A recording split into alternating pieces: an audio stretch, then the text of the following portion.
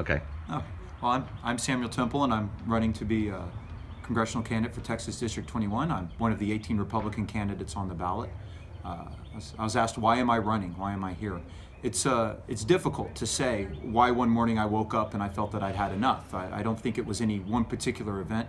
It was a number of events over a series of time that led to a lot of dissatisfaction with the political direction of the company, a lot of dissatisfaction with the Republican Party. When Lamar Smith announced his retirement, I felt that it was rather imperative that someone get their voice into the mix that was not going to try and push a safe Republican district further to the right, that there needed to be a moderate Republican providing a platform that would be more familiar to Republicans from 10 to 20 years ago, and that platform needed to serve as a referendum of sorts, that every election is a referendum on philosophy.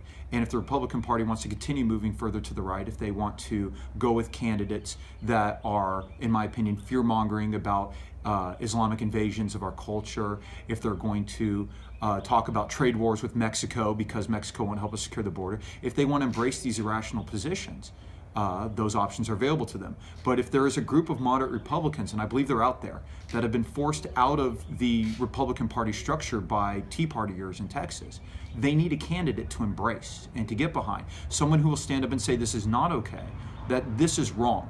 Someone who understands that it's important that you never compromise, no matter how difficult it is.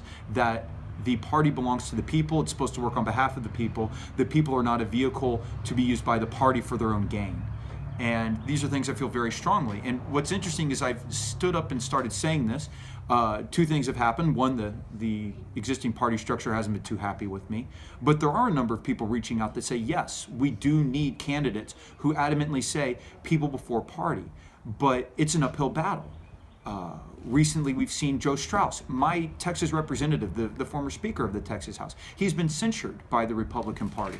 And Joe Strauss, if the Republican establishment had a problem with him, he was forced into a primary challenge in the most recent election, and he won it soundly.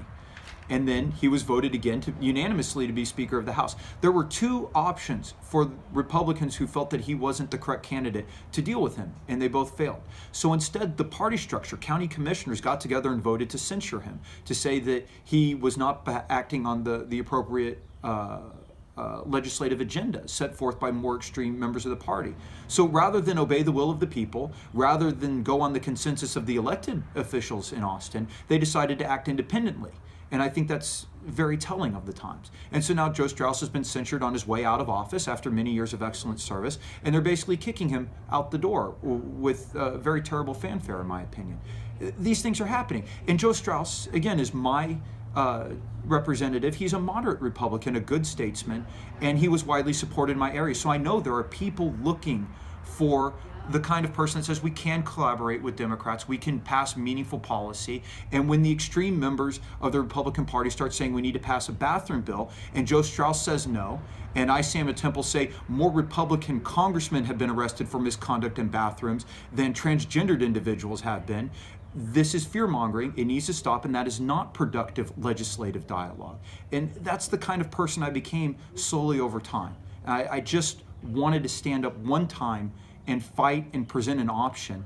And hopefully, my idea that there is a referendum option available to move the Republican Party back towards the middle, back on a logical, reasonable path, back toward roots of fiscal conservative policy where I joke that I want to be the first congressman to die of paper cuts because I want to audit every line item of every bill. And I know that's impossible, but I'll get a staff that will help me to find every loophole, every fine print that is not fiscally conservative. It's not in the best interest of the American people, where someone finds a way to slip in a little arbitrary clause into a budget that gives their friend a contract that winds up costing taxpayers millions, but gets their friend a nice little kickback.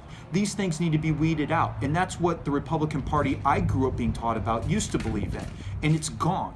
We just passed a tax bill that, for all of the Republicans who spent years saying that deficits matter, suddenly disappeared immediately. And now we're adding $1.5 trillion to the deficit. Who's going to pay for it? It's going to require a tax increase unless this imaginary growth that is no one believes in the projections comes through. So Where's the fiscal conservative? They follow up on the tax cuts, but they forget that economically speaking, if we are rational actors, there is an order to how we structure economic policy. You don't cut taxes when it will hurt the economy. We should have continued working on the deficit. The deficit was $1.2 trillion annually in 2008. We had whittled it down to $400 million for fiscal year 2017. Now it's expected to nearly double next year as a result of these tax cuts. So is this a positive direction for the company, or the country? I'm sorry. I don't think so.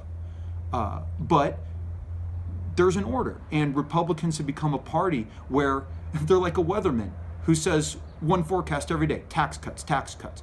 And the economy is complex, and it requires rational thought, rational research, and something more than sound bites.